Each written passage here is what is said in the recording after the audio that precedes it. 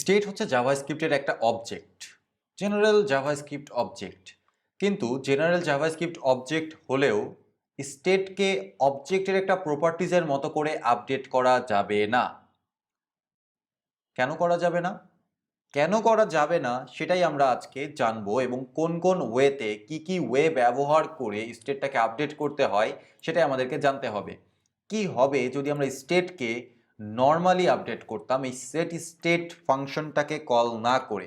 আমি যদি এখানে বলতাম this dot state dot count is equal to this dot state dot count plus 1, normally কোনো এরর নেই, তবে আমার এখানে একটা ওয়ার্নিং দিচ্ছে। ওয়ার্নিংটা কি দিচ্ছে দেখা যাক। ওয়ার্নিংটা বলছে do not mutate state directly, use set state. এটা আমাকে একটা সাজেশন দিচ্ছে। ওকে, এখানে একটা ওয়ার্ড কিন্তু ইম্পর্টেন্ট আছে, সেটা হচ্ছে মিউটেট ওয়ার্ড। এই ওয়ার্ডটা একটু মাথায় রাখেন এবং আমি সেভ করি। সেভ করে আমার ব্রাউজারে দেখার চেষ্টা করি কি হয়। এখনও কোনো এরর নেই, এই এররগুলো হচ্ছে আমার এক্সটেনশনের এরর।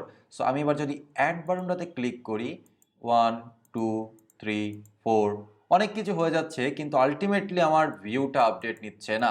আমাকে কোনো ওয়ার্নিং দিচ্ছে না, আমাকে কোনো এরর দিচ্ছে না। বিহাইন্ড দ্য সিন আমার স্টেটের ভ্যালুটাও আপডেট হয়ে যাচ্ছে, কিন্তু কেন জানি না আমার কাউন্টের এই ভ্যালুটা আপডেট হচ্ছে না। কেন এরকম বিহেভ করছে? কেন স্টেটটা নর্মাল একটা ক্লাস প্রপার্টিজ বা ভ্যারিয়েবলসের মতো বিহেভ করছে? কেন? এর পেছনে রিজনটা হচ্ছে এই ওয়ার্ডটা মিউটেট। ওকে, এরা আমাকে বলছে, আমার এডিটর আমাকে সাজেশন দিচ্ছে do not mutate state directly. যখন আপনি এইভাবে করে this dot state dot count এভাবে করে একটা স্টেট অবজেক্টের প্রপার্টিকে আপডেট করেন, তখন রিয়্যাক্টের বোঝার উপায় থাকে না যে আপনি আসলে স্টেটটাকে পরিবর্তন করেছেন। স্টেট পরিবর্তন সে তখনই বুঝতে পারবে যখন এই স্টেটের ভ্যারিয়েবলে নতুন আরেকটা অবজেক্ট, এই অবজেক্ট না, নতুন আরেকটা অবজেক্ট রিইনিশিয়ালাইজ করা হবে। সেটা মূলত এইভাবে সম্ভব না, সেটা মূলত এইভাবে সম্ভব না। এই জন্য আমরা সেট স্টেট ফাংশনটা ব্যবহার করে থাকি, যেন ইমিউটেবল ওয়েতে আমরা রিয়্যাক্টের স্টেটটাকে, স্টেট অবজেক্টটাকে আপডেট করতে পারি। ওকে, তো খুবই ইম্পর্টেন্ট একটা বিষয় যে আমরা কখনোই মিউটেট করব না। আর যদি মিউটেট ইমিউটেট বুঝতে আপনার একটু কষ্ট হয়ে যায়, তাহলে আমি বলবো আপনার এখনো জাভাস্ক্রিপ্টের ল্যাক আছে, আপনি আমাদের জাভাস্ক্রিপ্টের কোর্সটা দেখতে পারেন। ওকে, সো আমি আবার আগের জায়গাতে ব্যাক চলে আসি। এখন স্টেট পরিবর্তন করার জন্য এই সেট স্টেট মেথডটা ব্যবহার করা হয় সেটা আমরা বুঝতে পারছি, কিন্তু কোন ওয়েতে ব্যবহার করা হয়, কিভাবে করলে এটা কাজ করবে? মজার বিষয় হচ্ছে এই সেট স্টেট ফাংশনের ভেতরে আমরা একটা অবজেক্ট পাস করে দিব, জাস্ট একটা অবজেক্ট। আমাদের নতুন স্টেটটা দেখতে কেমন হবে সেটা আমরা বলে দিব এই অবজেক্টের ভেতরে। ওকে, এমনও হতে পারে যে আমার কাউন্ট প্রপার্টিটা শুধুমাত্র আপডেট করা দরকার, কিন্তু আদার যে লট অফ প্রপার্টিজ আছে সেই অবজেক্ট আমার পরিবর্তন করা দরকার না। তারপরেও আমি শুধুমাত্র কাউন্ট প্রপার্টিজটাই এখানে পাস করব। আমার দুইটাই পাস করার কোনো দরকার নেই সেট স্টেটের ভেতরে। সেট স্টেটের ভেতরে আমরা অবজেক্ট আকারে যেই প্রপার্টিজগুলোকে পাস করব, আমাদের অরিজিনাল স্টেটে যদি সেই প্রপার্টিজটা থেকে থাকে, তাহলে সেই প্রপার্টিটাই শুধু আপডেট হবে, বাকি প্রপার্টিজগুলো যেমন ছিল তেমনই থেকে যাবে। অর্থাৎ কোনো রকম কোনো চেঞ্জ আসবে না। এখানে যদি আমার লট অফ প্রপার্টিজের ক্ষেত্রে অনেকগুলো ডেটা থাকতো, কিচ্ছু যায় আসতো না, শুধুমাত্র কাউন্ট ভ্যারিয়েবলটাই আপডেট হতো এবং লট অফ প্রপার্টিজ আগের মতোই থেকে যেত। এটা একটা ওয়ে, যে ওয়েতে আমরা খুব ইজিলি স্টেটটাকে আপডেট করতে পারি, কিন্তু কিছু কিছু সময় আমাদের আরও এক্সটেন্ডেড ফ্যাসিলিটিসের দরকার পড়ে। সেই ক্ষেত্রে আমরা এই সেট স্টেট ফাংশনের ভেতরে একটা ফাংশন পাস করতে পারি। কেমন ফাংশন পাস করতে পারি? ফর এক্সাম্পল আমরা এখানে নর্মালি একটা কলব্যাক ফাংশন পাস করে দিলাম। এই কলব্যাক ফাংশনের প্রথম আর্গুমেন্ট আকারে কারেন্ট স্টেট বা প্রিভিয়াস স্টেট বা স্টেট, অ্যাকচুয়ালি বর্তমানে যে স্টেটটা আছে সেই স্টেটটা পাবে। ওকে, সো আমি এটার নাম দিলাম প্রিভ। যেহেতু একটাই প্যারামিটার আছে সেহেতু আর আমার ব্র্যাকেট ব্যবহার করার দরকার নেই বা প্যারেন্থেসিস ব্যবহার করার দরকার নেই। এখন এই ফাংশন থেকে যেই অবজেক্টটা আমরা রিটার্ন করব, সেই অবজেক্টটাই হবে আমাদের আপডেটেড স্টেট।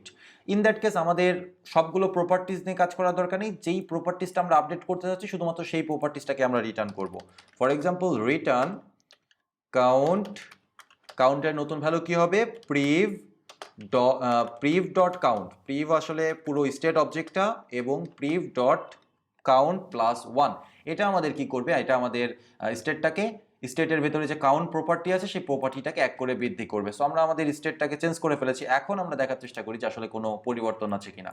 দেখেন তাও কোনো পরিবর্তন নেই, কিন্তু একটা পরিবর্তন আছে। সেই পরিবর্তনটা হচ্ছে এখানে আমরা দেখতে পাচ্ছি 9, কিন্তু আমাদের আউটপুটে কনসোল লগ করছে 8। কেন ভাই, কেন সেটা করবে? তার কারণ হচ্ছে আমাদের এই সেট স্টেট ফাংশনটা অ্যাসিনক্রোনাস। আপনি যদি অ্যাসিনক্রোনাস বিষয়টা না বুঝে থাকেন তাহলে আপনার জাভাস্ক্রিপ্টে আসলেই ল্যাক আছে, এখনও আপনার জাভাস্ক্রিপ্ট নিয়ে প্র্যাকটিস করার সময়। ওকে, এখন যেহেতু সেট স্টেট মেথডটা অ্যাসিনক্রোনাস, সেহেতু কি হচ্ছে, এটা কল হচ্ছে, এটা এক্সিকিউট কমপ্লিট হওয়ার পূর্বেই কনসোল লগটা কল হয়ে যাচ্ছে এবং এই কনসোল লগে স্টেট ডট কাউন্টের প্রিভিয়াস ভ্যালুটা প্রিন্ট আউট করছে, অর্থাৎ নতুন ভ্যালুটা আপডেট হওয়ার পূর্বেই কনসোল ডট লগ কল হয়ে যাচ্ছে।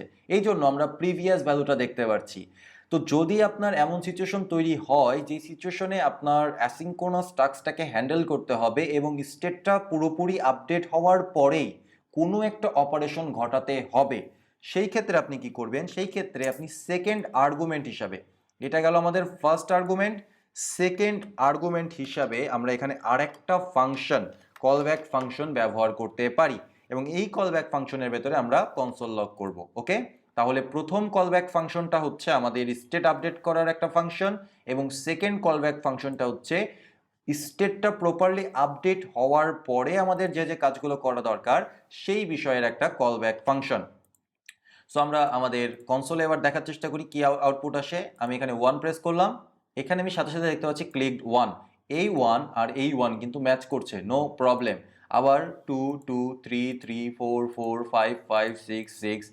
এখন দেখেন আমি আমার কাউন্টের ভ্যালু আমার ব্রাউজারে যা দেখতে পাচ্ছি আমার কনসোলেও এক্স্যাক্টলি সেম ভ্যালুটাই আমি দেখতে পাচ্ছি, কারণ এখন কনসোলটা তখনই কল হচ্ছে, কনসোলের লগটা তখনই হচ্ছে যখন আমার স্টেটটা পুরোপুরি আপডেট হয়ে যাচ্ছে বা হয়ে গেছে। ওকে, তাহলে আমরা স্টেট সম্পর্কে কয়েকটা বিষয় জানতে পারলাম। ফার্স্ট অফ অল, স্টেট হচ্ছে একটা জাভাস্ক্রিপ্ট অবজেক্ট। জাভাস্ক্রিপ্ট অবজেক্ট হলেও এটা যখন আমরা পরিবর্তন করব সেটা ইমিউটেবল ওয়েতে পরিবর্তন করতে হবে, তা না হলে রিয়্যাক্ট বুঝতে পারবে না যে আমাদের স্টেটটা পরিবর্তন হয়েছে এবং সে রেন্ডার মেথডটাকে নতুন করে কল করবে না। স্টেটটাকে আপডেট করার জন্য রিয়্যাক্ট আমাদেরকে একটা ফাংশন দিয়েছে, যে ফাংশনটার নাম হচ্ছে সেট স্টেট। ক্লাস বেসড কম্পোনেন্টে সেট স্টেট ফাংশনটাকে দিস ডট সেট স্টেটের মাধ্যমে কল করতে হয় এবং সেট স্টেটের ভেতরে আমরা অবজেক্ট আকারে যা পাস করব সেটাই আমাদের নতুন স্টেট হবে। Okay, so something like that, this dot set state. Okay, এই অবজেক্টের ভেতরে আমরা যা পাস করব সেটাই আমাদের নতুন স্টেট হবে। তবে যদি স্টেটে আগে থেকেই অনেক বেশি ডাটা থাকে এবং আমরা সেট স্টেটের ভেতরে শুধুমাত্র 2-1টা প্রপার্টি চেঞ্জ করি, তাহলেও আমাদের আগের ডাটাটা পরিবর্তন হবে না, শুধুমাত্র আমরা যতটুকু আপডেট করব ততটুকুই আপডেট হবে, প্রিভিয়াস সব ডাটা স্টেটের ভেতরে থেকে যাবে।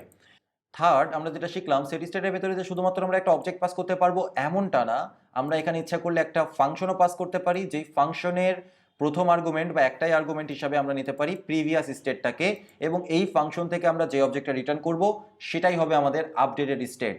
অ্যান্ড ফোর্থ এবং মোস্ট ইম্পর্টেন্টলি, যেহেতু সেট স্টেট ফাংশনটা অ্যাসিনক্রোনাস, তাই যদি এমন কোনো কাজ থেকে থাকে যেই কাজটা স্টেট আপডেট হওয়ার এক্স্যাক্ট পরেই ঘটাতে হবে, সেই কাজটা আমরা করতে পারি সেকেন্ড কলব্যাক ফাংশনের ভেতরে। সেট স্টেট ফাংশনের ভেতরে সেকেন্ড আর্গুমেন্ট হিসেবে আমরা আরেকটা কলব্যাক ফাংশন নিতে পারি, যেই কলব্যাক ফাংশনটা স্টেট আপডেট হওয়ার পরেই শুধুমাত্র কল হবে। ওকে, তাহলে আমরা প্রপারলি বুঝতে পারছি ReactJS এর ভেতরে কিভাবে স্টেট নিয়ে কাজ করতে হয় এবং স্টেট কিভাবে আপডেট করতে হয়। স্টেটের ধারণাটা পুরোপুরি ক্লিয়ার করার জন্য আমরা আর একটা এক্সাম্পল দেখব ইন দ্য নেক্সট ভিডিও, ছোট্ট একটা প্রজেক্ট করার মাধ্যমে।